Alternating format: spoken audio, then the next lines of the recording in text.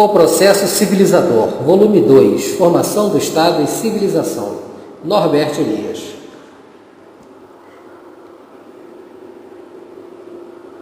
Capítulo 2, sobre a sociogênese do Estado. 1. O primeiro estágio da monarquia nascente, competição e monopolização no contexto territorial.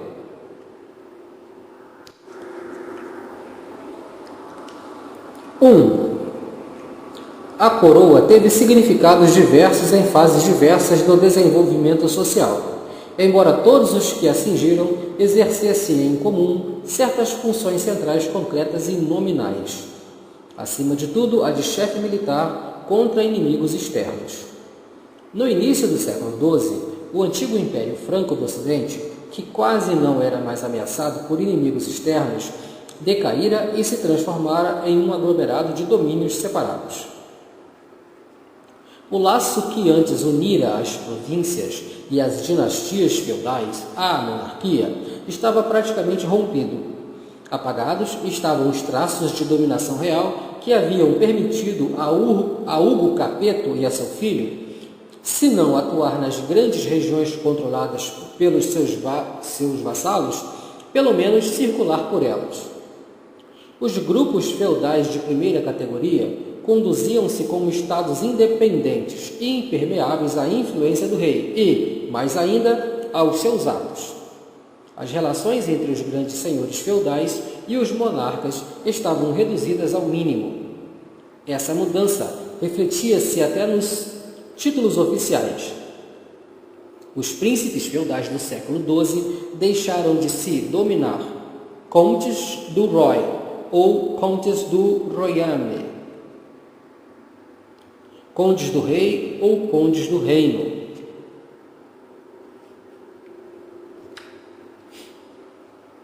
Nessa situação, o rei limitava-se ao que faziam os outros grandes senhores feudais. Concentrava-se em consolidar suas posses, aumentando seu poder na única região onde ainda mandava, o Ducado de Francia.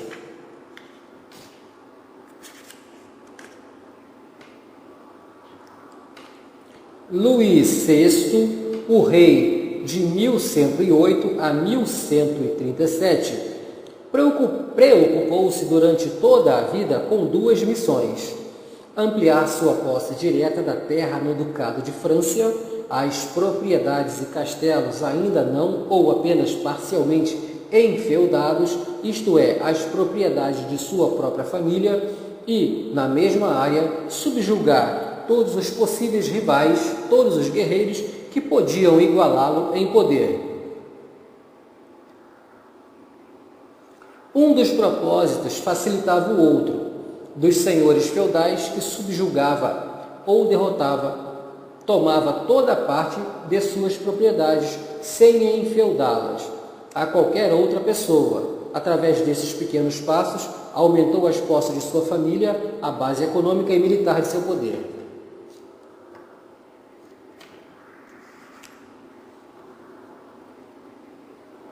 2.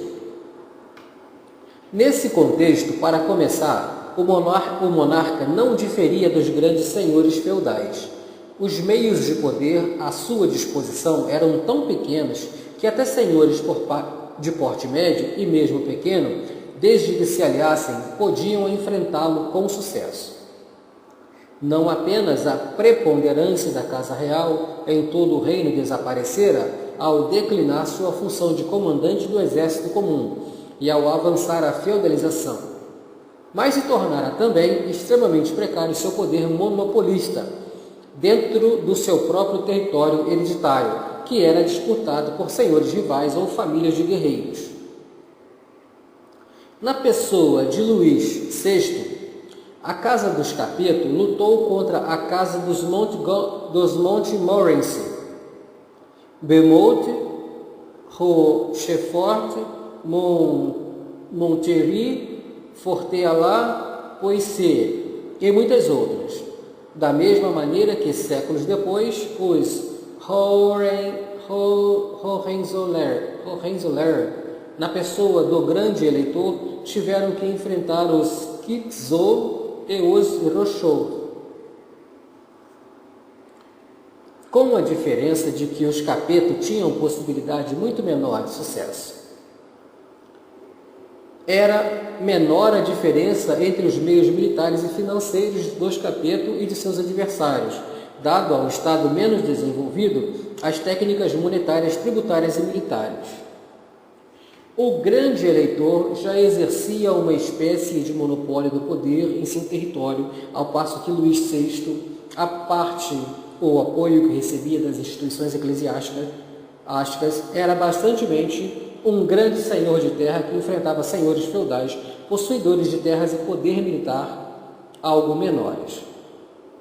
Só o vencedor dessas batalhas poderia alcançar uma espécie de posição monopolista no território, a salvo da concorrência das demais casas.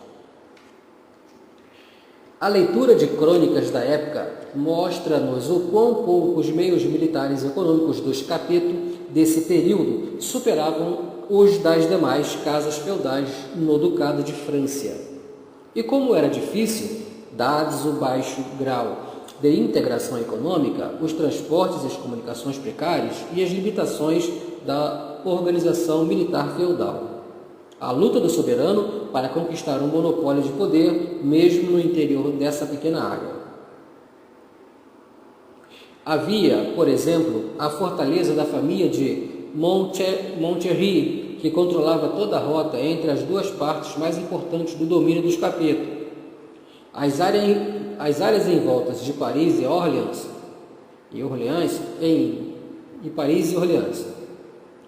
Em 1015, o rei Roberto, um Capeto, doara essa terra a um de seus servidores ou oficiais, o grande Forestier, com permissão de nela construir um castelo. A partir do castelo, o neto do grande Forestier já controlava a área circundante na qualidade de senhor independente. Esse exemplo é típico dos movimentos centrífugos que ocorriam por toda parte durante o período.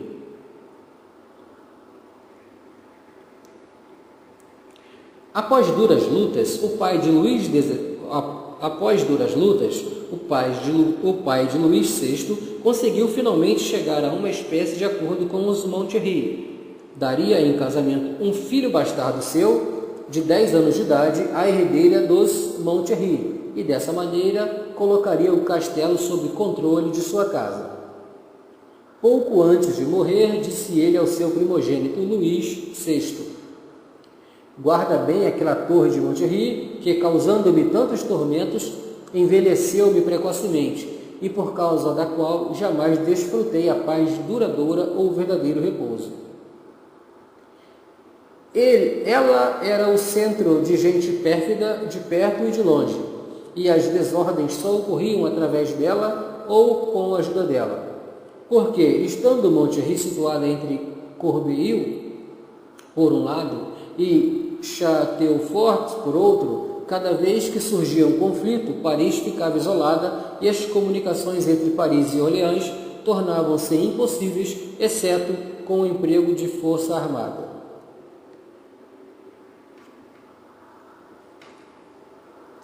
Problemas de comunicação do tipo que hoje causam dificuldades não pequenas entre estados não eram menos perturbadores, embora em escala diferente naqueles primórdios do desenvolvimento social.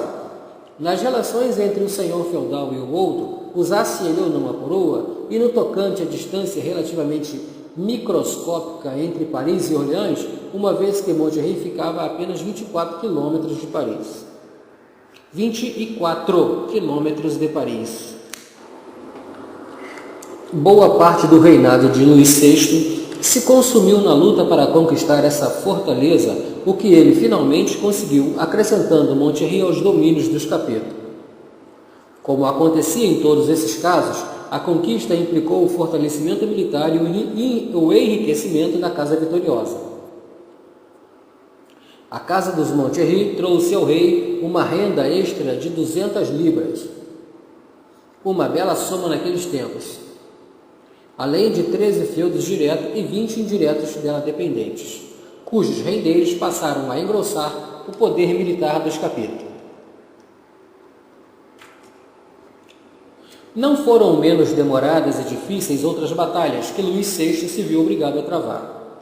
Precisou de 3 expedições em 1111, 1112 e 1118 para quebrar o poder de uma única família de cavaleiros em Orleans. E levou 20 anos para subjugar as casas de Rochefort, Ferté-Alard e Poissy, e lhes acrescentar as terras às de sua família. Por essa época, contudo, o domínio dos capetos era tão grande e bem consolidado que, graças às vantagens econômicas e militares conferidas por propriedades tão vastas, seus proprietários haviam superado todos os seus rivais na França, onde passaram a exercer uma espécie de monopólio.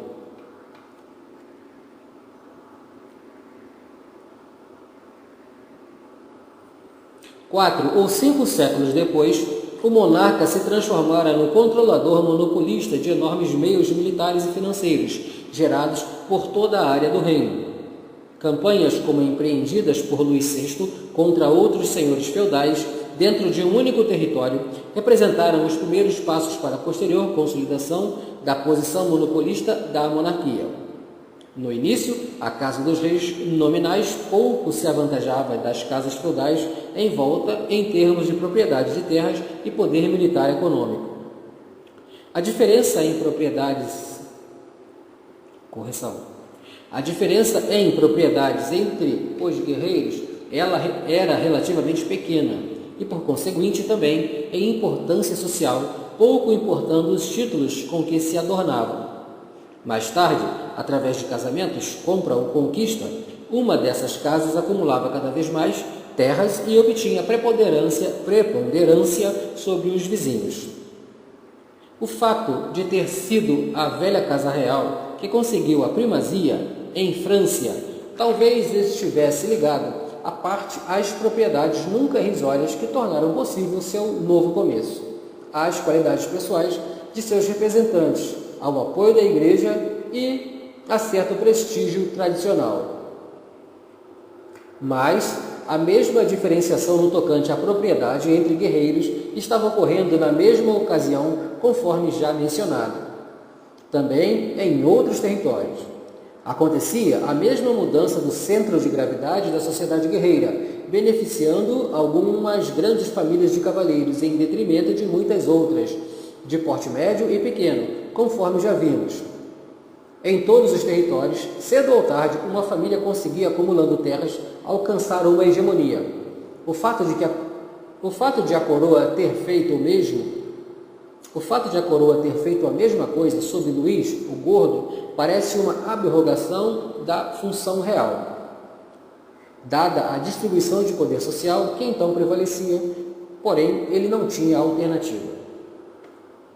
Na estrutura social, a propriedade familiar e o controle da estreita área hereditária constituíam a base militar e financeira mais importante, até mesmo para o poder do rei. Concentrando suas forças na pequena área de França, estabelecendo a hegemonia no espaço restrito de um território, Luís VI lançou os alicerces para a subsequente expansão de sua casa.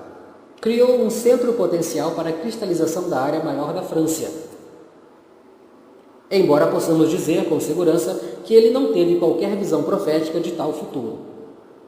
Agiu sobre a compulsão direta da situação concreta em que se encontrava. Tinha que conquistar Monterrey, para não perder o controle das comunicações entre partes de seu próprio território. Tinha que subjugar as famílias mais poderosas de Orleans para que não sumisse seu poder nessa região. Se os Capeto não houvessem conseguido a preponderância em França, cedo ou tarde, tal como acontecia com outras províncias na França, ela teria passado a outra casa.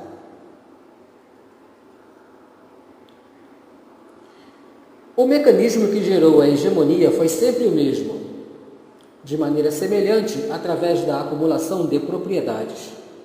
Em tempos mais recentes, o pequeno número de empresas econômicas supera seus rivais e concorre entre si, até que finalmente uma ou duas belas controlam ou dominam um dado ramo da economia, sob a forma de monopólio, analogamente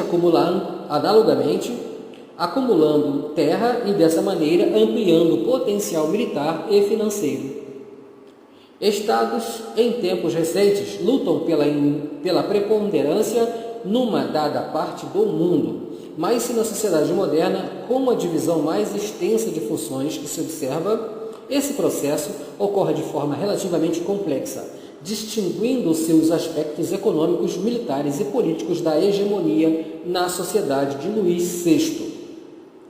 Dada a economia predominantemente de troca da época, tais aspectos permaneciam unificados.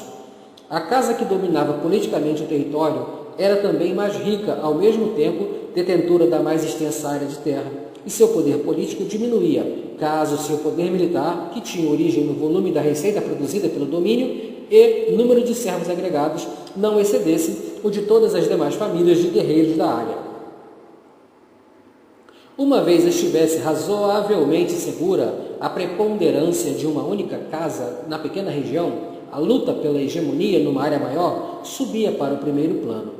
A luta entre os poucos maiores senhores de território pela predominância dentro do reino. E foi essa a tarefa que os descendentes de Luís VI enfrentaram às gerações seguintes dos Capeto.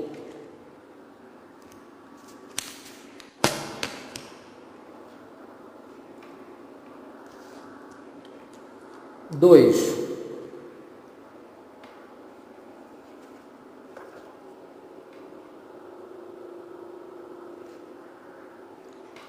Feudalização e formação do Estado. 2. Digressão sobre algumas diferenças nas trajetórias de desenvolvimento da Inglaterra, França e Germânia. 1. A tarefa implicada na luta pela dominação, isto é, pela centralização e pelo controle do governo, diferiu por uma razão muito simples na Inglaterra e França, da que ocorreu no Império Romano Germânico. Não só esta última formação política era bem maior em território que as duas outras, como também eram muito maiores em suas divergências sociais e geográficas internas. Esse fato dava às forças locais, centrífugas, uma energia bastante superior e tornava incomparavelmente mais difícil a tarefa de conquistar a hegemonia e implantar a centralização. A casa governante teria necessitado de uma área territorial e o poder mais extensos do que na França ou a Inglaterra para dominar as forças centrífugas atuantes no Império Romano Germânico e forjá-las sob a forma de um todo duradouro. Há boas razões para supor que, dados o nível de divisão do trabalho e integração, as duas técnicas militares administrativas e de transporte da época era provavelmente insolúvel o problema de manter permanentemente sob controle as tendências centrífugas numa área tão vasta. A escala em que ocorrem os processos sociais não é um elemento banal em sua estrutura. Ao indagarmos por que a centralização e a integração da França e Inglaterra foram realizadas mais cedo e de forma mais completa do que nas regiões germânicas, não devemos esquecer esse ponto. Neste particular, variaram muito as tendências do desenvolvimento nas regiões. Quando a coroa da região franca do Ocidente caiu nas mãos dos Capeto, a área sob o domínio do poder real estendia-se de Paris a Seiles, no norte, e a Orleans, no sul. 25 anos antes, Otto I fora coroado imperador romano em Roma. Implacavelmente, ele esmagara a resistência de outros chefes germânicos, contando no início principalmente com a ajuda dos experientes guerreiros de sua própria área tribal. Nessa época, o império de Otto estendia-se aproximadamente de Antuérpia a Cambrai, a oeste, e, pelo menos isto é, sem os margraviatos que se situavam a leste do Elba. Até esse rio e mais além de Brunn e de Olmütz, na direção sudeste, prolongava-se até Schleswig ao norte e até Verona e Istria ao sul. Além disso, incluía boa parte da Itália e, durante certo tempo, a Borgonha.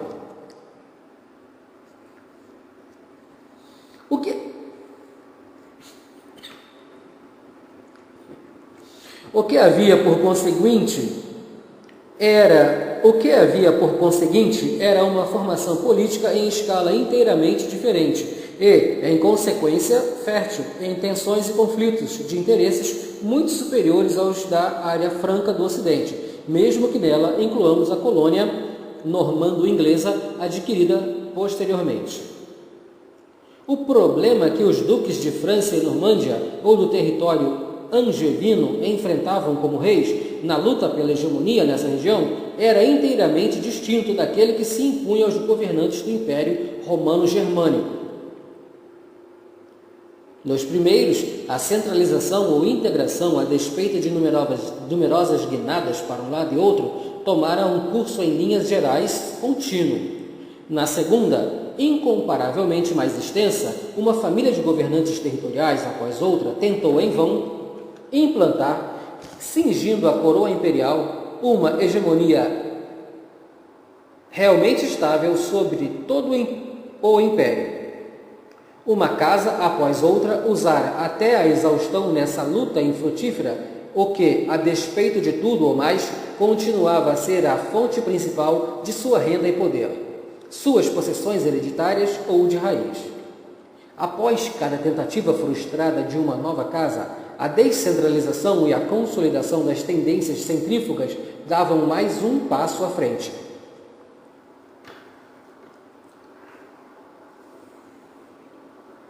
Pouco antes de a monarquia francesa começar a recuperar gradualmente sua força na pessoa de Luís VI, o poder do imperador romano-germânico Henrique IV entrara em colapso ante os ataques combinados dos grandes senhores territoriais germânicos da Igreja, das cidades do norte da Itália e de seu filho mais velho, isto é, diante de forças centrífugas da natureza a mais variada.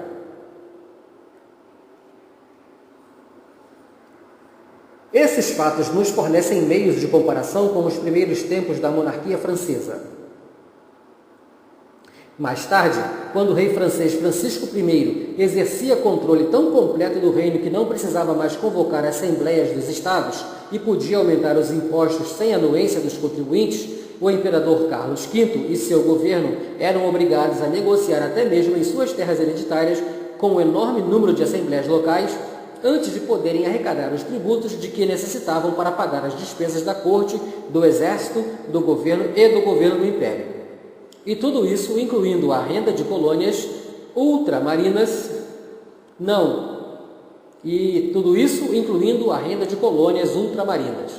não era sequer suficiente para custear as despesas de administração do império. Ao abdicar Carlos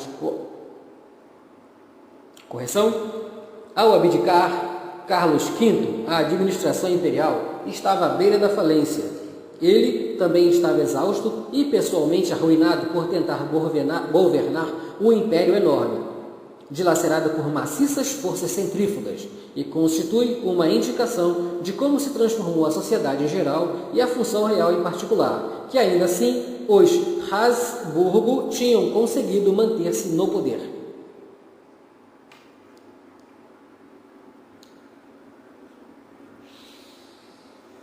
3.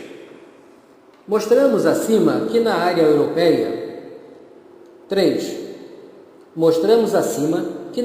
europeia o mecanismo de formação do Estado, no sentido moderno da palavra Estado, foi basicamente o mesmo na época em que a sociedade evoluía da economia de troca para a economia monetária.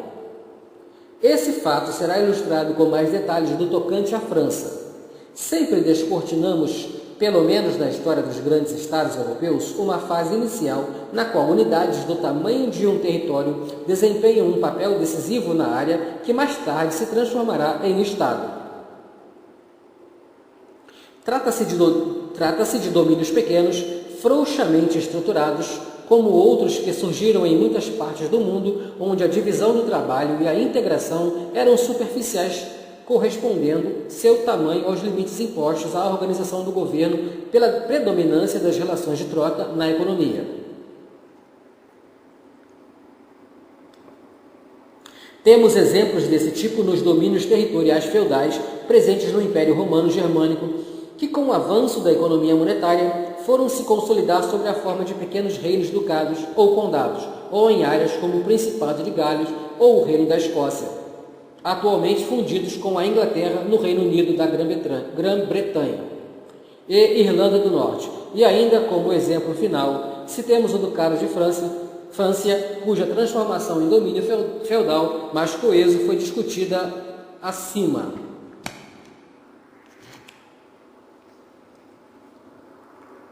Nesse quadro esquemático, o processo que ocorreu entre os domínios territoriais vizinhos assumiu um curso muito parecido com o seguido antes.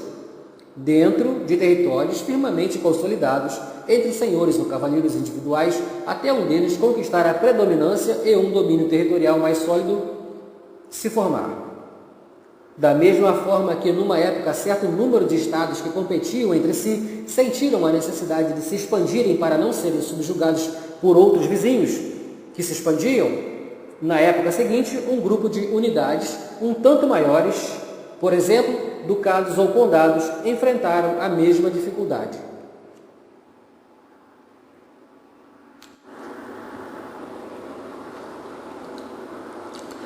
Já demonstramos antes com alguns detalhes que nessa sociedade a competição interna pela terra se intensificava devido ao crescimento da população, à consolidação da propriedade e às dificuldades de expansão interna. Mostramos também que esse anseio por terra manifestava-se nos cavaleiros pobres com o simples desejo de um modo de vida apropriado a seu status e, nos mais importantes e ricos, como um acicate para querer mais terra.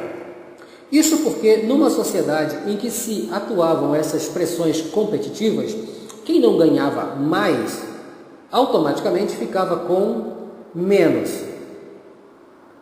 Neste particular, observamos mais uma vez a pressão que se fazia sentir de cima para baixo nessa sociedade.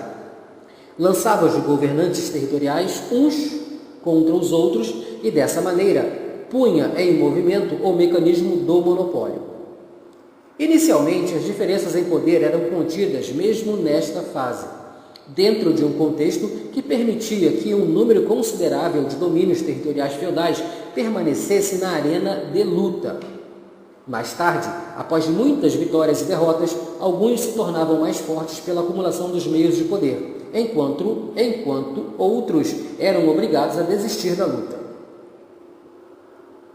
Os pouco vitoriosos continuavam a lutar, e o processo de eliminação se repetia até que, finalmente, a decisão ficava apenas entre dois domínios territoriais reforçados pela derrota e incorporação de outros.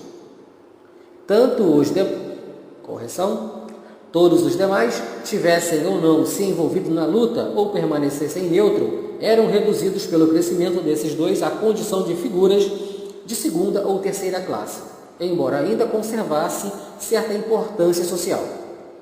Os dois últimos, porém, aproximavam-se de uma posição monopolista. Haviam superado os demais, a decisão ficava entre eles.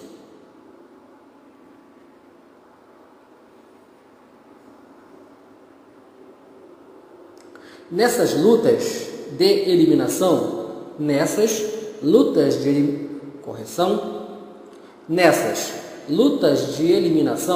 o processo de seleção social, as qualidades pessoais de certos indivíduos e outros fatores acidentais, como a morte tardia de um deles ou a falta de herdeiros do sexo masculino em uma casa reinante, sem dúvida vieram a desempenhar um papel decisivo em certas ocasiões, determinando que território aumentaria de importância, cresceria e mesmo triunfaria.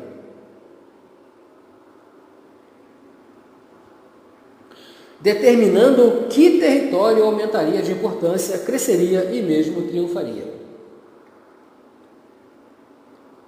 O processo social em si, contudo, o fato de que uma sociedade com numerosas unidades de poder e de propriedade de dimensão relativamente igual tende sobre fortes pressões competitivas para a ampliação de umas poucas unidades e, finalmente, para o monopólio, é, de modo geral, independente de tais acidentes. Eles podem, e é bem verdade, acelerar ou retardar no processo. Mas, pouco importando quem seja o monopolista, há alto grau de probabilidade de que, cedo ou tarde, um monopólio se forme, pelo menos nas estruturas sociais que até agora conhecemos. Na linguagem das ciências exatas, esta observação seria talvez chamada de lei. Mas, em termos rigorosos, o que temos é a formulação relativamente precisa de um mecanismo social muito simples, que, uma vez posto em movimento, funciona com a regularidade de um relógio. Uma configuração humana em que um número relativamente grande de unidades, em virtude do poder de que dispõem, concorrem entre si. Tende a desviar-se deste estado de equilíbrio, muitos equilibrados, por muitos, concorrência relativamente livre, e aproximar-se de um diferente estado no qual um número cada vez menor de unidades pode competir entre si. Em outras palavras, acerca-se de uma situação em que apenas uma única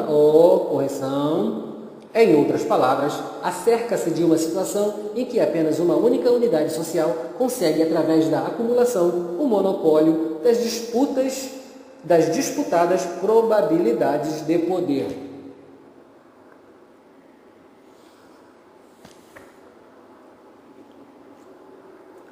O caráter geral do mecanismo monopolista será discutido com mais detalhes adiante, mas é necessário afirmar, já a esta altura, que um mecanismo desse tipo também esteve envolvido na formação dos Estados, da mesma forma que antes ocorrera no caso de unidades menores ou territórios, ou, mais tarde, em outras ainda maiores. Somente conservando em mente esse mecanismo é que poderemos compreender que fatores na história dos diferentes países o modificam ou podem mesmo neutralizá-lo. Só assim entenderemos claramente por que a tarefa que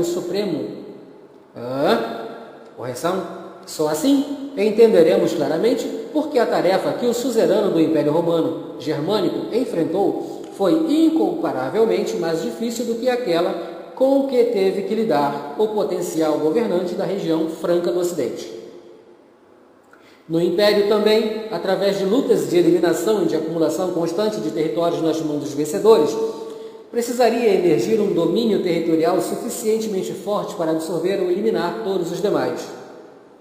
Apenas dessa maneira poderia o Império tão diversificado conseguir se centralizar, e não faltaram lutas nessa direção, não só entre os Welf e os Hohenstaufen, mas também entre o Imperador e o Papa, com suas complicações específicas, mas nenhuma delas produziu os resultados necessários numa área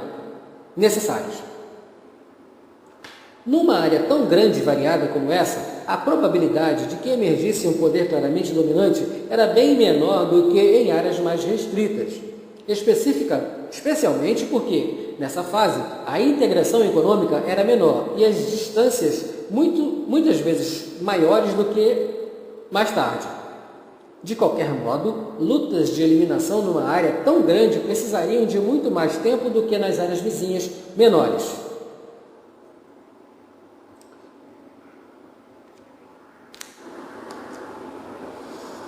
É bem conhecida a maneira como, apesar de tudo o mais, finalmente surgiram estados no interior do Império Romano Germânico.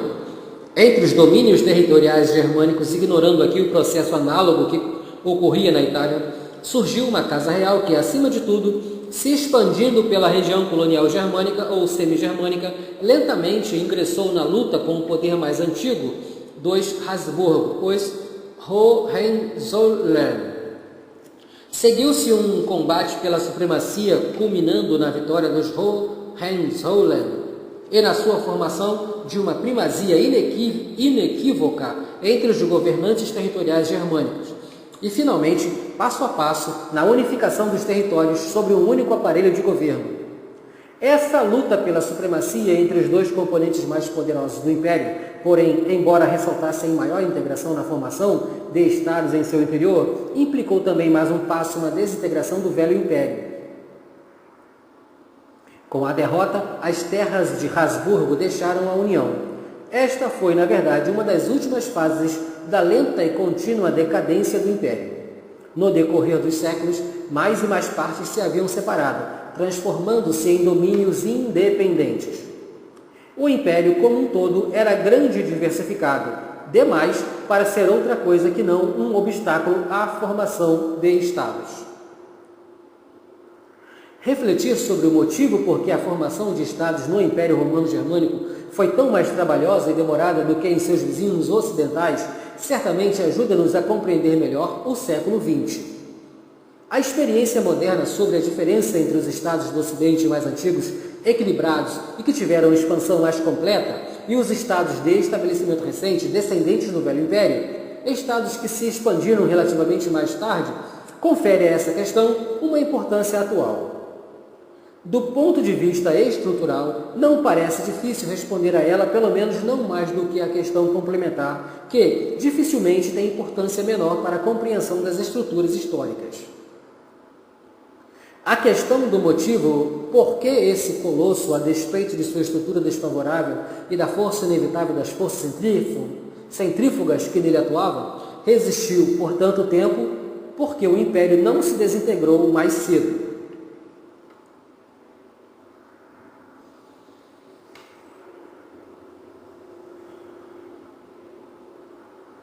Como um todo, ele realmente desmoronou tarde, durante séculos, porém, as áreas lindeiras do Império, em particular a oeste e sul, vinham se superando e tomando seu caminho próprio, mas a colonização e incessante expansão das colônias germânicas a leste compensava até certo ponto as perdas no ocidente, embora apenas até certo ponto.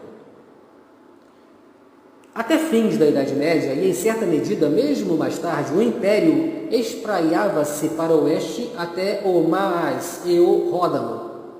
Se ignorarmos as irregularidades e levarmos em conta apenas a tendência geral desse movimento, formamos uma impressão dos atritos e da redução constante do Império, acompanhados por uma lenta mudança na direção da expansão e do deslizamento do centro de gravidade do oeste para leste.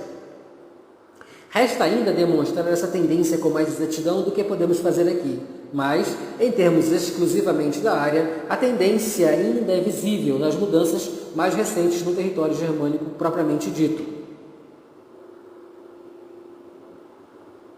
Confederação Germânica antes de 1866, 630.098 km². Alemanha após 1870, 540.484 km². Alemanha após 1918, 471.000 km².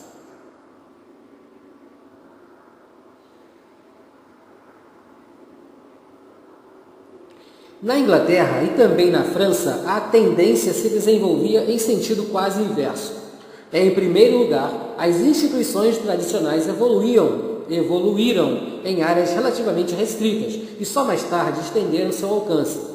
O destino da instituição central, a estrutura e o desenvolvimento de toda a máquina de governo nesses países não podem ser compreendidos nem se explicar as diferenças entre eles e as formações correspondentes nos estados, que descenderam do velho império, a menos que se leve em conta esse fator simples, o lento crescimento de pequeno para maior. Comparado com o Império Germânico, comparado com o Império Romano-Germânico, o território insular que o duque normando Guilherme o Conquistador tomou em 1066 era de dimensões bem reduzidas. Ele nos lembra mais ou menos a Prússia sobre os primeiros reis. Compreendia, à parte, pequenas áreas na fronteira norte com a Escócia, a atual Inglaterra. Uma área de mais ou menos 131.764 km². Correção? 131.764 quilômetros quadrados. Gales estava apenas parcialmente unificada com a Inglaterra em fins do século XIII. A Inglaterra e Gales juntas têm 151.130 quilômetros quadrados. A união com a Escócia só se realizou em 1603. Esses fatos nos lembram que a formação da nação inglesa só se realizou em 1603. Correção. A união com a Escócia só se realizou em 1603. Esses fatos nos lembram que a formação da nação inglesa e mais tarde britânica ocorreu num contexto que, comparado ao das grandes nações da Europa continental, dificilmente excedia em sua fase decisiva a de um domínio territorial. O que Guilherme o Conquistador e seus sucessores imediatos consolidaram nada mais foi, na verdade, do que um grande território do Império Franco do Ocidente, não muito diferente dos que na mesma época existiam na França, Aquitânia ou Anjou. A tarefa que os governantes territoriais dessa área enfrentaram na luta pela supremacia, determinada pela pura necessidade de expandir-se a fim de evitar a dominação por outros, essa tarefa, de modo algum, podia ser comparada com a que o suzerano do Império Continental. Essa tarefa, de modo algum, podia ser comparada com a que o suzerano do Império Continental teve que arrostar. Isso é verdade mesmo na primeira fase, na qual o território insular era uma espécie de colônia franca, quando seus governantes normandos ou angevinos controlavam também consideráveis territórios no continente e, por conseguinte, todos eles ainda lutavam pela supremacia na área franca do Ocidente. Mas isso é verdade, acima de tudo, da fase que foram repelidos do continente. Voltaram à ilha e tiveram que se unificar sob um único governo na base apenas da Inglaterra. E se a função real, tal como a relação entre o rei e os estados, assumiu na Inglaterra uma forma diferente da que vigorou no Império Continental, um dos fatores que influi nesse particular, embora certamente não tenha sido o único, foi a relativa pequenez e também, claro, a posição isolada da área a ser unificada. Era bem menor a probabilidade de uma grande diferenciação regional e mais simples a luta pela supremacia entre dois governantes rivais do que entre muitas facções do Império. O parlamento inglês, no que interessava ao seu modo de formação e, por conseguinte, a sua estrutura, de maneira alguma se podia comparar à dieta imperial germânica, mas apenas aos estados regionais. Quase a mesma coisa se aplica a todas as demais instituições. Elas cresceram, tal como a própria Inglaterra, de dimensões menores para maiores. Já as instituições dos territórios feudais evoluíram continuamente e se transformaram nas do Estado e do Império. Igualmente no Império Britânico, contudo, forças centrífugas começaram imediatamente a atuar tão logo o território foi unificado, além de certo ponto. Mesmo com a integração e comunicações do presente, esse império está se revelando perigosamente extenso. É mantido coeso, com grande dificuldade, apenas pela existência de governos experientes e flexíveis. A despeito das pré-condições muito diferentes das que prevaleciam no velho Império Germânico, ele também mostra que um império muito extenso, plasmado pela conquista e colonização, tende finalmente a desintegrar-se em certo número de unidades mais ou menos independentes, ou pelo menos a se transformar numa espécie de Estado federal. Visto assim de perto, o mecanismo parece de uma evidência quase palmar. 6. A região nativa dos Capetos, o Ducado de França, era menor do que o território inglês, controlado pelos duques normandos. Tinha aproximadamente o mesmo tamanho do eleitorado de Brandeburgo, ao tempo dos Hohenstaufen. Mas nela, que se inseria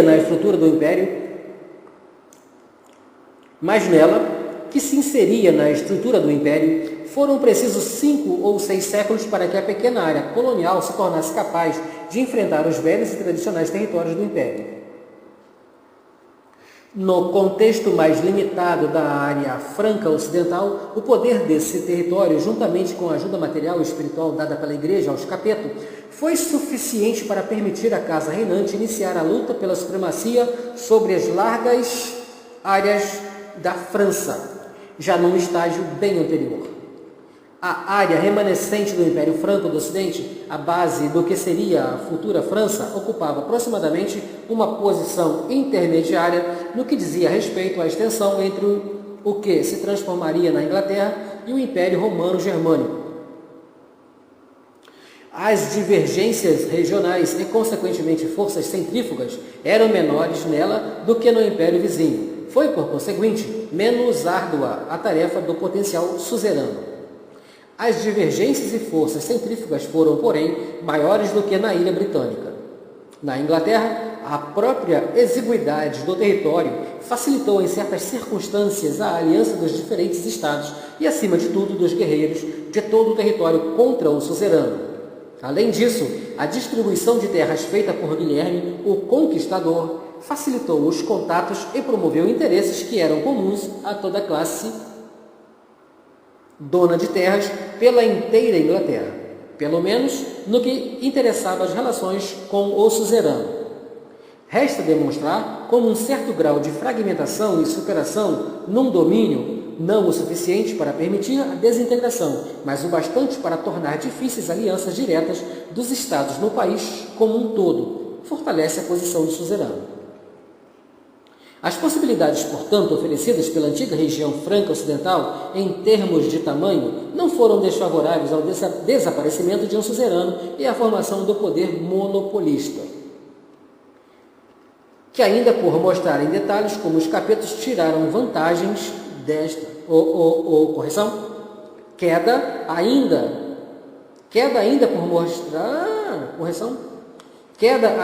por mostrar em detalhes como os capetos tiraram vantagens dessas oportunidades e, de modo geral, através de que mecanismos o governo monopolista foi estabelecido nesse território.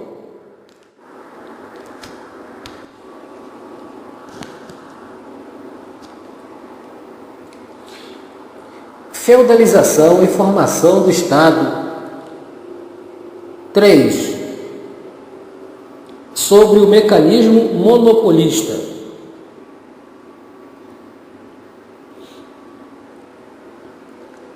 1. A sociedade de que hoje denominamos era moderna. A sociedade de que hoje denominamos era moderna caracteriza-se, acima de tudo no Ocidente, por certo nível de monopolização.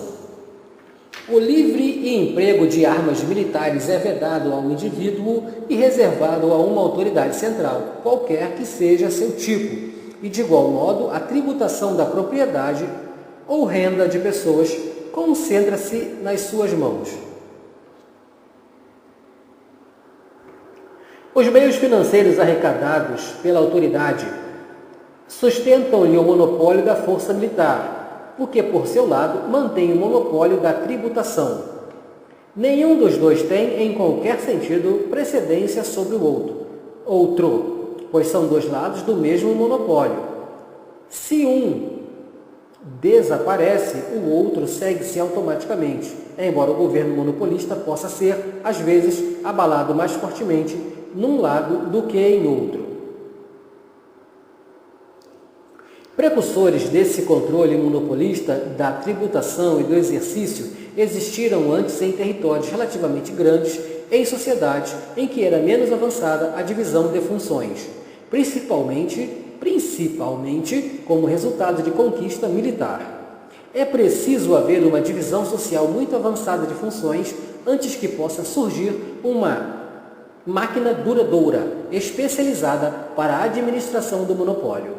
E só depois que surge esse complexo aparelho é que o controle sobre o exército e a distribuição assumem seu pleno caráter monopolista.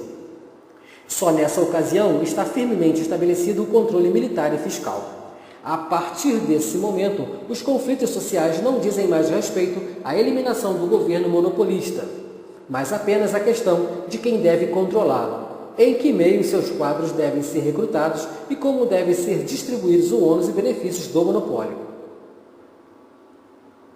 Apenas quando surge esse monopólio permanente da autoridade central, o aparelho especializado para a administração, é que esses domínios assumem o caráter de estados. Neles, certo número de outros monopólios cristalizam-se em torno dos já mencionados, mas esses dois são e continuam a ser monopólios decisivos. Se entram em decadência, o mesmo acontece em todo o resto e com eles o Estado. 2. A questão em debate é como, por quê? A questão em debate é como e por que surge essa estrutura monopolista. Na sociedade dos séculos 9, 10 e 11, ela definitivamente não existia. A partir do século 11, no território do antigo Império Franco do Ocidente, vemos que ela lentamente se cristaliza. No início, cada guerreiro que controlava uma gleba de terra exerce todas as funções de governo. Mais tarde, elas são gradualmente monopolizadas por um suzerano, cujo poder é administrado por especialistas. Quando bem entende, inicia guerras para conquistar novas terras ou defender as suas. A aquisição de terras e as funções governamentais que lhe acompanham a posse pertencem, como também a defesa militar, à iniciativa privada, para usar a linguagem de uma época posterior. E uma vez que, com o aumento da população, a fome de terras se torna extremamente forte, a competição por elas se torna acirrada em todo o país. Nessa competição, são utilizados meios militares e econômicos em contraste com o que aconteceria no século XIX, por exemplo, época em que, dado o monopólio estatal de violência física, o conflito só é realizado por meios econômicos. Um lembrete sobre as lutas competitivas e a monopolização que vemos sucederem diretamente aos nossos olhos não deixa de ter algum valor para a compreensão dos mecanismos monopolizadores que funcionam em fases mais antigas da sociedade. Além disso, o estudo do antigo, em conjunto com o novo, ajuda-nos a observar o desenvolvimento social como um todo. A parte posterior do movimento pressupõe a anterior e o centro de ambas é a acumulação dos principais meios de produção da época, ou, pelo menos, o controle dos mesmos num número cada vez menor de mãos. Antes, a acumulação de terras e, mais tarde, de moeda, dinheiro. O mecanismo da formação de monopólios já foi, aliás, sumariamente discutido. Se, numa grande unidade social, como se esse mecanismo pode ser mais ou menos descrito, um grande número de unidades sociais, menores que, através de sua interdependência, constituem a maior, são de poder social aproximadamente igual e, portanto, capazes de competir livremente, não estando prejudicadas por monopólios pré-existentes, pelos meios do poder social, isto é, principalmente pelos meios de subsistência e produção. É alta a probabilidade de que algumas sejam vitoriosas e outras derrotadas, e de que, gradualmente, como resultado, um número sempre menor de indivíduos controle um número sempre maior de oportunidades, e unidades, em número cada vez maior, sejam eliminadas da competição, tornando-se direta ou indiretamente dependentes de um número cada vez menor.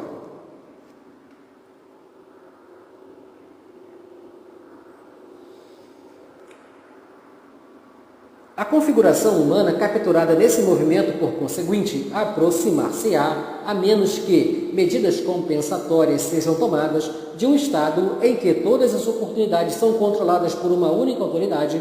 Um sistema de oportunidades abertas transforma-se num de oportunidades fechadas. É muito simples o modelo geral, seguido pela sequência.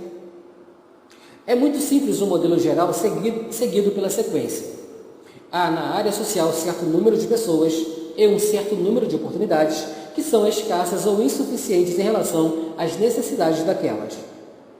Se supomos, para começar, que cada pessoa luta com outra...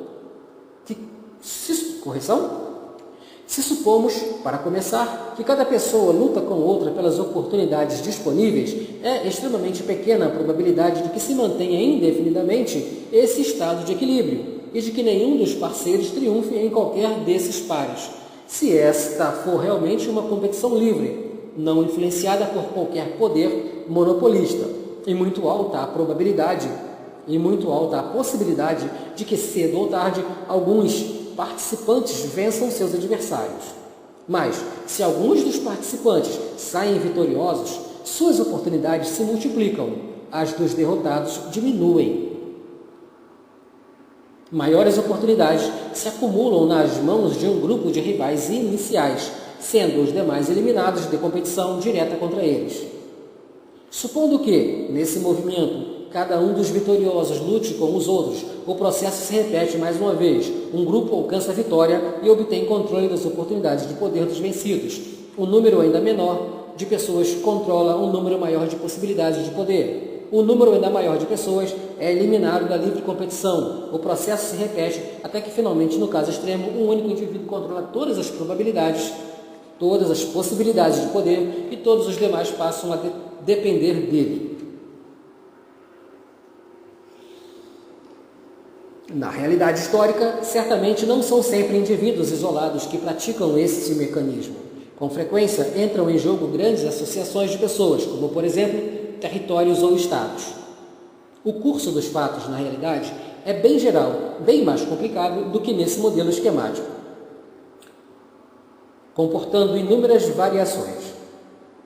Acontece frequentemente, por exemplo, de certo número de partes mais fracas combinar-se para derrubar um indivíduo que acumulou possibilidades demais e se tornou insuportavelmente forte.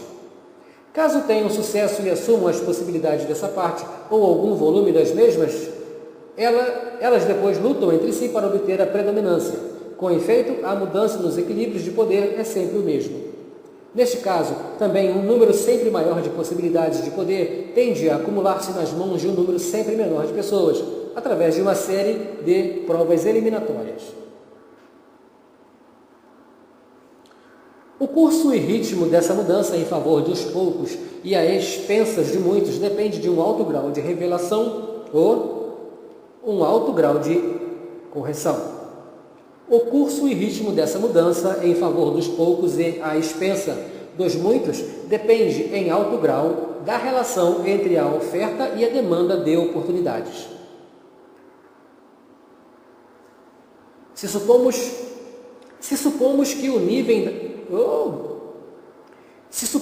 nível da demanda e o número de oportunidades permaneceram no todo inalterados, no curso do movimento, a demanda de oportunidades aumenta com a mudança nas relações de poder. O número de dependentes e o grau de dependência aumentarão e mudarão em espécie E. Se funções sociais relativamente independentes são cada vez mais substituídas por outras dependentes na sociedade, como, por exemplo, cavaleiros livres por cavaleiros cortesãos, e finalmente apenas por cortesãos ou mercadores relativamente independentes por mercadores ou empregados dependentes, a modelagem dos afetos, a estrutura das pulsões e a consciência, em suma, toda a estrutura social da personalidade e as atitudes sociais das pessoas mudam necessariamente ao mesmo tempo. E isso não se aplica menos àqueles que se aproximam da obtenção... Correção. E isso não se aplica menos àqueles que se aproximam da obtenção de uma posição monopolista do que àqueles que perderam a possibilidade de competir e caíram em dependência direta ou indireta. 3. Essa situação não deve absolutamente ser entendida apenas como um processo pelo qual um número cada vez menor de pessoas se torna livre, e mais se torna não livre, embora em algumas fases pareça corresponder a essa descrição. Se o movimento é considerado como um todo, podemos reconhecer sem dificuldade que, pelo menos em sociedades altamente diferenciadas, em um certo estágio do processo, a dependência passa por uma mudança qualitativa peculiar. Quanto mais pessoas são tornadas dependentes pelo mecanismo monopolista, maior se torna o poder do dependente, não apenas individual, mas também coletivamente, em relação a um ou mais monopólios. Isso acontece não só por causa do pequeno número dos que galgam a posição monopolista, mas devido à sua própria dependência de cada vez mais dependentes, para preservarem e explorarem o potencial de poder que monopolizam. Seja uma questão de terra, de soldados ou de dinheiro, sob qualquer forma, quanto mais é acumulado por um indivíduo, menos facilmente ele pode supervisioná-los e mais dependente se torna de seus dependentes. Essas mudanças nas relações de poder e de dependência precisam com frequência de séculos para se tornarem perceptíveis e de mais séculos ainda para encontrarem a expressão em instituições duradouras. Características estruturais particulares da sociedade podem levantar obstáculos infindáveis no correr do processo, mas ainda assim seu mecanismo e tendência são inequívocos. Quanto mais abrangente o potencial de poder monopolizado, maior a rede de funcionários que administra e maior a divisão de trabalho entre eles. Em suma, quanto maior o número de pessoas de cujo trabalho ou função o monopólio depende de qualquer maneira, mais fortemente esse campo controlado pelo monopolista faz valer o seu próprio peso e suas regularidades internas. O governante monopolista pode reconhecer esse fato e impor a si mesmo restrições que em sua função de autoridade central de uma formação social tão poderosa exige ou satisfazer suas próprias inclinações e dar a elas precedência sobre todas as demais. No último caso, o complexo aparato social que se desenvolveu juntamente com a acumulação privada de possibilidades de poder, cedo ou tarde, entrará em desordem e fará com que sua resistência, sua estrutura autônoma seja ainda mais fortemente sentida. Em outras palavras, quanto mais abrangente se torna a posição monopolista e mais altamente desenvolvida sua divisão de trabalho, com mais clareza e certeza ela se moverá para um ponto em que o governante monopolista, seja ele só ou um grupo, se tornará o funcionário central de uma máquina composta de funções diferenciadas mais poderosas do que outras, talvez, mas pouco menos dependente e agrilhoada.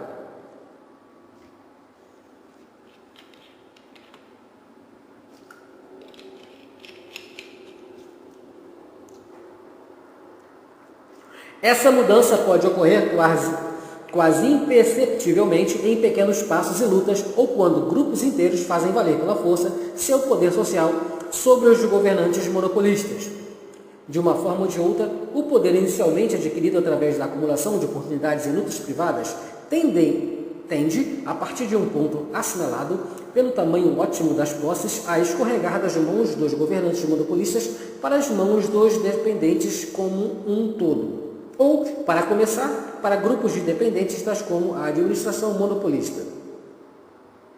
O monopólio privadamente possuído por um único indivíduo ou família cai sob o controle de um estrato social mais amplo e se transforma como órgão central do Estado em monopólio público. O desenvolvimento de que hoje chamaríamos de economia nacional constitui um bom exemplo do processo. A economia nacional desenvolveu-se a partir da economia privada, das casas feudais governantes.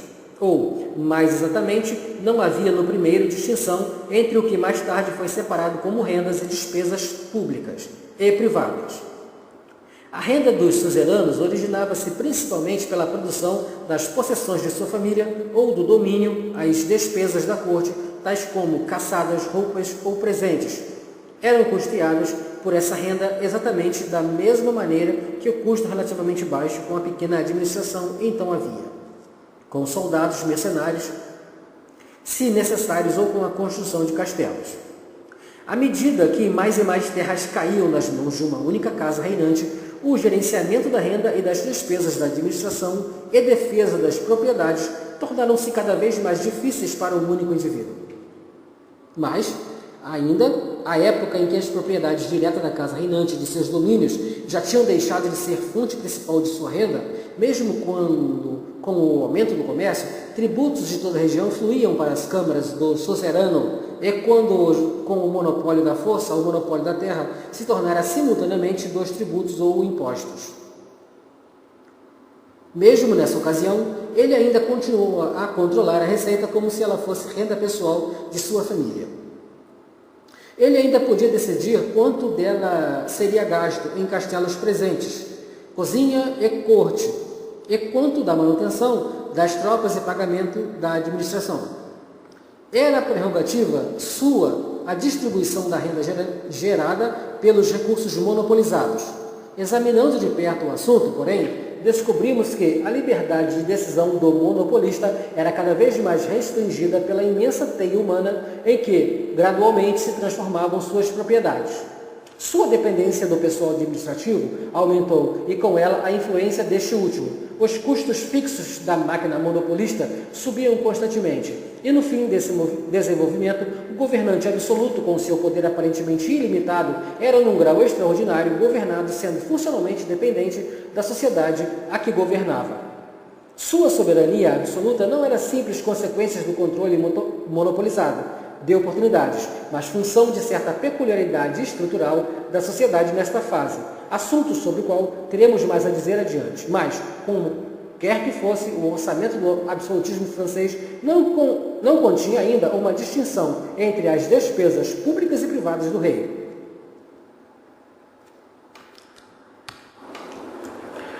É fato conhecido como a sua transformação em monopólio público.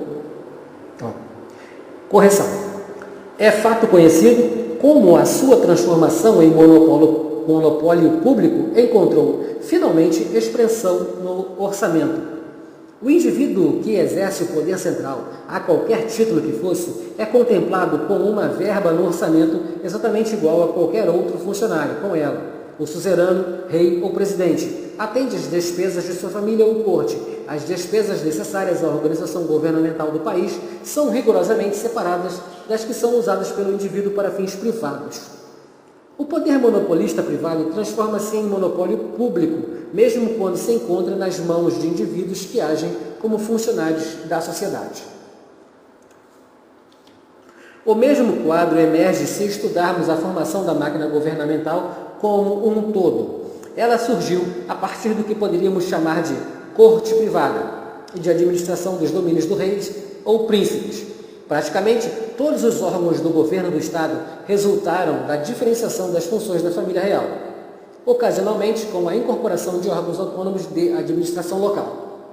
Quando essa máquina governamental finalmente se transformou no conjunto de assuntos públicos do Estado, a família do suzerano passou a ser, no máximo, um órgão entre outros, e no fim, quase nem mesmo isso. Teríamos de fazer uma digressão longa demais para mostrar o que realmente temos em mente quando dizemos que o poder privado de indivíduos sobre recursos monopolizados se transformou em poder público do Estado, ou coletivo. Conforme dissemos antes, essas expressões assumem seu significado pleno apenas quando aplicadas a sociedades dotadas de extensa divisão de funções. Só nelas as atividades e funções de cada indivíduo dependem direta ou indiretamente das de muitos outros. Só nelas, o peso dessas muitas ações e interações entrelaçadas adquire tanta importância que mesmo aos poucos que exercem controle monopolista sobre as possibilidades imensas não conseguem escapar de sua pressão. Processos sociais que utilizam mecanismos de monopólio são encontrados em numerosas sociedades, mesmo em algumas com divisão de funções e integração relativamente baixas. Nelas também todos os monopólios tendem, a partir de certo grau de acumulação, a escapar do controle de um único indivíduo e passar para o de grupos sociais completos, começando frequentemente com antigos funcionários de governo, os primeiros servidores dos monopolistas. O processo de feudalização é um exemplo disso. Mostramos antes que, no curso desse processo, o controle sobre propriedades territoriais relativamente grandes e o poder militar escaparam em sucessivas ondas ao governante monopolista e, inicialmente, passando a seus antigos funcionários ou seus herdeiros e depois à classe de guerreiros como um todo, com sua própria hierarquia interna. Em sociedades em que é menor o grau de interdependência entre funções sociais, esse afastamento do controle monopolista privado resulta ou numa espécie de anarquia, uma decadência ou mais ou menos completa do monopólio, ou em sua tomada por uma oligarquia em vez de uma única dinastia individual. Mais tarde, essas mudanças em benefícios de muitos não culmina em desintegração do monopólio, mas apenas numa forma diferente de controle sobre o mesmo. Só no curso de uma crescente interdependência social de todas as funções é que se torna possível arrancar os monopólios da exploração arbitrária por uns poucos sem fazer com que se desintegrem. Em todos os casos em que é alta e crescente a divisão de funções, os poucos que, em ondas sucessivas, reivindicam o poder monopolista, cedo ou tarde acabam enfrentando uma situação desvantajosa diante dos muitos porque precisam de seus serviços e assim se estabelece sua dependência funcional dos mesmos. A teia humana A teia humana como um todo, dada a sua divisão de funções sempre maior, manifesta uma tendência inerente a se opor com veemência crescente a toda monopolização privada de recursos. A tendência dos monopólios, como por exemplo da força ou da tributação, a se transformarem de monopólios privados em públicos ou estatais, nada mais é do que uma função da interdependência social. A teia humana, com sua elevada e crescente divisão de funções, é impelida por seu próprio peso coletivo para um estado de equilíbrio em que se torna impossível a distribuição das vantagens e renda das oportunidades monopolizadas em favor de uns poucos. Se hoje aparece evidente que certos monopólios, acima de tudo, o monopólio decisivo do governo, são públicos, controlados pelo Estado, embora esse não fosse absolutamente o caso antes, observa-se um passo na mesma direção. É inteiramente possível que obstruções sejam repetidamente colocadas no caminho desse processo por condições particulares da sociedade. Um exemplo característico dessas obstruções foi mencionado antes, no tocante ao desenvolvimento do velho Império Romano-Germânico.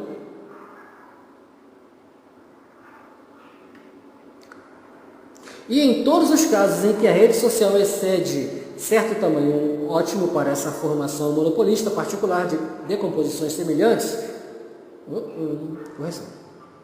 e em todos os casos em que a rede social excede certo tamanho ótimo, e em todos os casos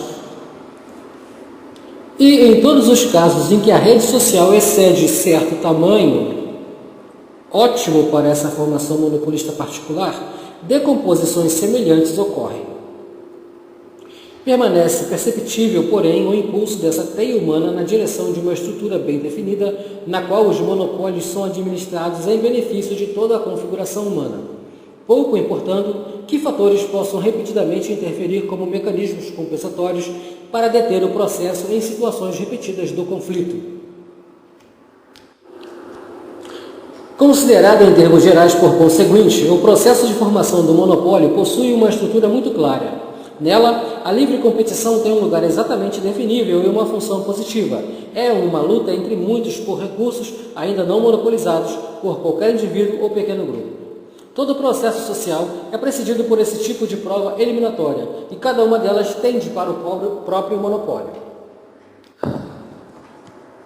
Em contraste com esse estágio de livre competição, a formação do monopólio significa, por um lado, o fechamento do acesso direto a certos recursos para números crescentes de pessoas e, por outro, a progressiva centralização do controle sobre esses recursos.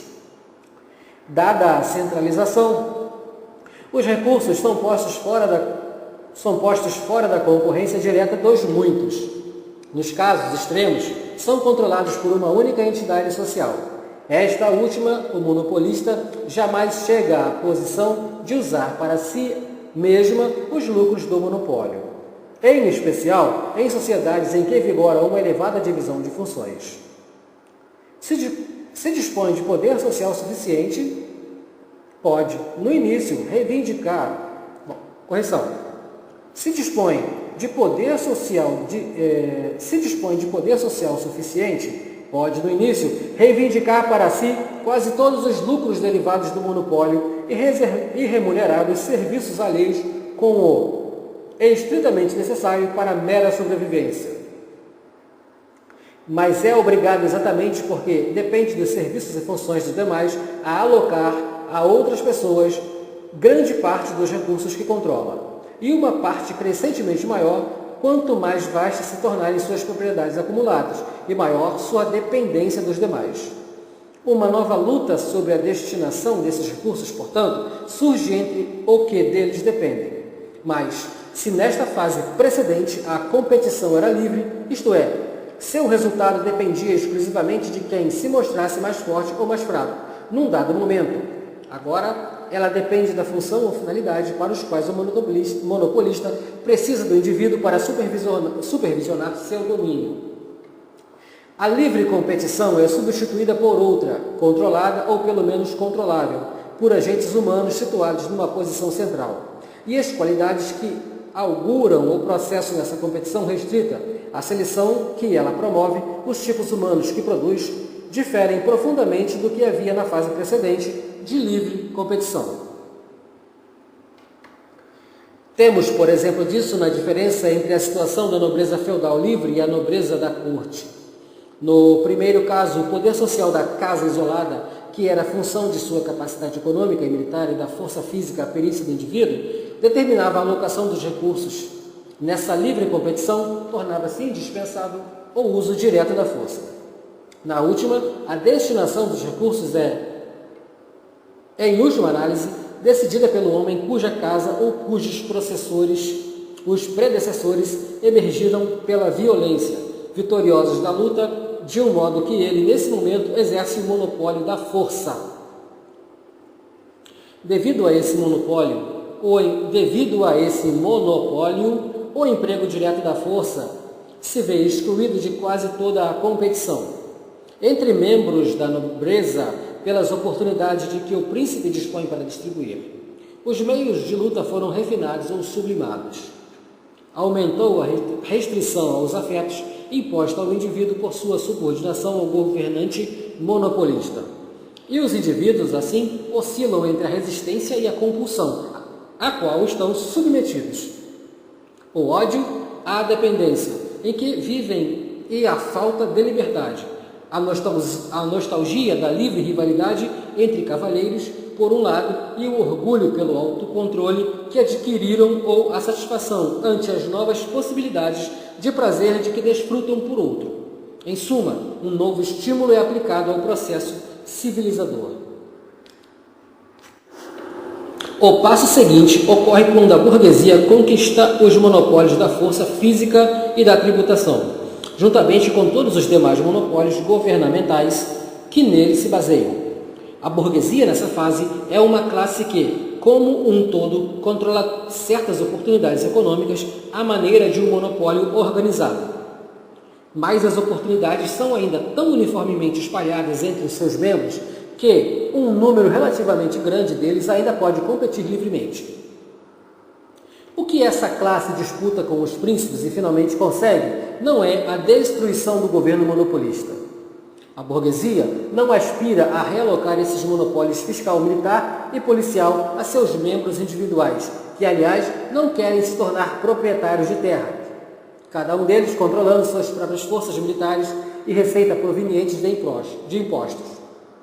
A existência de uma coleta de impostos monopolizada e de um monopólio na aplicação da violência física constitui a base de sua própria existência social.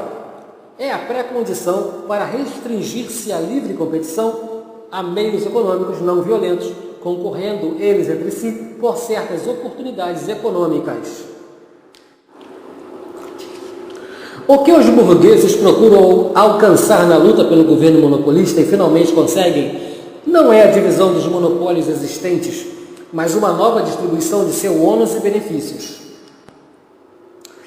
Dá-se um passo nessa direção quando o controle desses monopólios passa a depender de uma classe inteira e não de um príncipe absoluto. Ocorre um avanço quando as oportunidades proporcionadas pelo monopólio passam a ser distribuídas cada vez menos segundo o favor pessoal e no interesse de indivíduos, e cada vez mais de conformidade com um plano mais pessoal e exato, e cada vez mais de conformidade com um plano mais impessoal e exato, no interesse de muitos associados interdependentes e, finalmente, no interesse de toda uma configuração humana interdependente. Em outras palavras, graças à centralização e à monopolização, oportunidades que antes tinham que ser conquistadas por indivíduos com o emprego de força militar ou econômica tornam-se passíveis de planejamento. A partir de certo ponto do desenvolvimento, a luta pelos monopólios não visa mais a sua destruição. É uma luta pelo controle do que eles produzem por um plano de acordo com o qual seu ônus e benefícios sejam mais divididos, numa palavra, pelas chaves para a distribuição. A distribuição em si, a tarefa do governante monopolista e da administração, passa assim de uma função relativamente privada para a pública. Sua dependência de todas as demais funções da rede humana interdependente emerge cada vez mais claramente numa forma organizacional. Em toda essa estrutura, os funcionários mais importantes são, como todos os demais, dependentes. Instituições permanentes para controlá-los são formadas por maior ou menor proporção de pessoas dependentes da máquina monopolista. O controle do monopólio, o preenchimento de suas posições decisivas, não é mais decidido pelas vicissitudes da livre competição, mas por provas de eliminação que se repetem sem uso de armas e que são reguladas pela máquina, e assim pela competição não livre. Em outras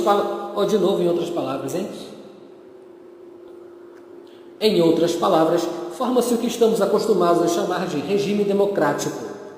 Esse tipo de regime não é como um mero exame de certos processos de monopólio econômico em nossa época.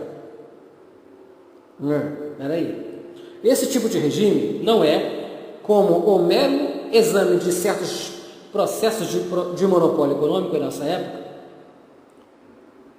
Caramba, é isso mesmo.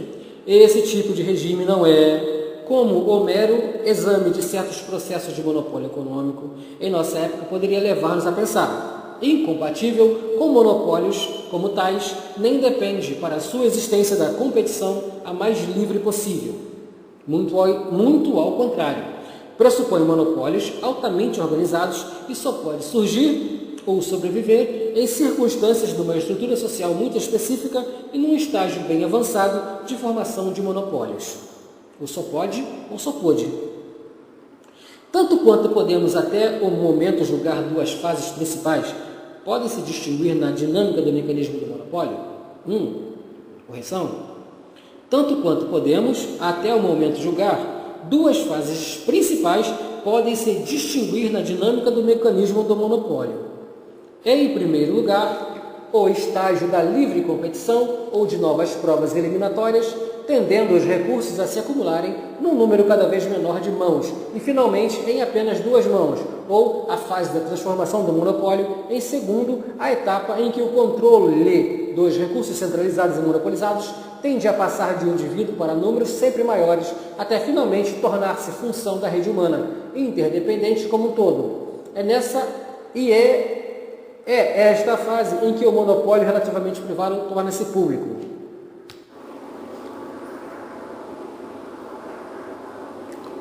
Sinais da segunda fase são observados e até mesmo em sociedades em que é relativamente baixa a divisão de funções. Mas, evidentemente, ela só pode atingir pleno desenvolvimento naquelas com uma divisão de funções elevada em permanente expansão. O movimento global pode, portanto, ser reduzido a uma forma muito simples. Seu ponto de partida é uma situação em que uma classe inteira controla oportunidades de monopólio desorganizadas e em que, consequentemente, a distribuição dessas oportunidades entre os membros da classe é decidida pela livre competição e pela força bruta. E ele ruma para uma situação em que o controle das oportunidades dos monopólios e de quem deles depende por uma classe é organizado a partir de um centro e garantido por instituições agora. E distribuição dos produtos do monopólio segue num plano que não é agora a distribuição dos produtos do monopólio segue um plano e não é exclusivamente determinado pelos interesses dos indivíduos isolados ou grupos, mas está orientado pela teia geral de interdependências que articula todos os grupos e indivíduos entre si, para um funcionamento ótimo. Isto porque, ao longo do prazo, a subordinação da busca do funcionamento ótimo da rede global de interdependências à otimização de interesses particulares invariavelmente destrói seu próprio objetivo. Basta que no interesse ao mecanismo geral da competição e à formação do monopólio, essa generalização esquemática assume sua plena importância apenas em associação com fatos concretos. Através deles, ela tem que provar seu valor. Quando falamos em livre competição e formação de monopólio, em geral, temos em mente fatos correntes. Pensamos, em primeiro lugar, na competição livre por vantagens econômicas, da qual participam pessoas ou grupos dentro de um dado conjunto de regras, empregando seu poder econômico e no curso do qual alguns aumentam gradualmente seu controle sobre as vantagens econômicas, simultaneamente destruindo, submetendo ou restringindo a existência econômica dos demais. As lutas econômicas de nossos dias, porém, não só culminam diante de nossos olhos numa restrição constante à competição realmente livre de monopólios e na lenta formação de estruturas monopolistas. Conforme já indicamos, tais lutas pressupõem a existência assegurada de certos monopólios muito desenvolvidos. Sem a organização monopolista da violência física e da tributação, limitada no presente às fronteiras nacionais, a restrição dessa luta por vantagens econômicas ao emprego do poder econômico, bem como a observância de suas regras básicas, seriam impossíveis em qualquer época, mesmo em estados isolados. Em outras palavras, as lutas econômicas e os monopólios dos tempos modernos ocupam seu lugar dentro de um contexto histórico mais amplo. E só em relação a esse contexto mais amplo é que nossas observações genéricas sobre o mecanismo de competição e do monopólio podem assumir todo o seu significado. Só se levarmos em conta a sociogênese dessas instituições monopolistas firmemente enraizadas no Estado, que durante uma fase de expansão e diferenciação em grande escala abriu a esfera econômica à competição individual e restrita e assim à formação de novos monopólios privados, só então poderemos distinguir mais claramente, em meio ao grande número de fatos históricos particulares, a interação dos mecanismos sociais à estrutura organizada da formação desses monopólios. De que modo vieram a ser citadas essas organizações monopolistas do Estado? Foram geradas por que tipos de lutas? Deve ser suficiente para o que nos interessa estudar esses processos na história do país, onde tomaram um curso mais persistente e que, parcialmente devido a isso, foi durante longos períodos a principal potência da Europa, dando exemplo às demais, a França. Assim precedendo, não deveremos evitar os detalhes, porque, de outra maneira, nosso modelo geral nunca acumularia a riqueza de experiência e se conservaria oco, tal como a riqueza de experiência permanece caótica para quem não consegue divisar nela a ordem e as estruturas.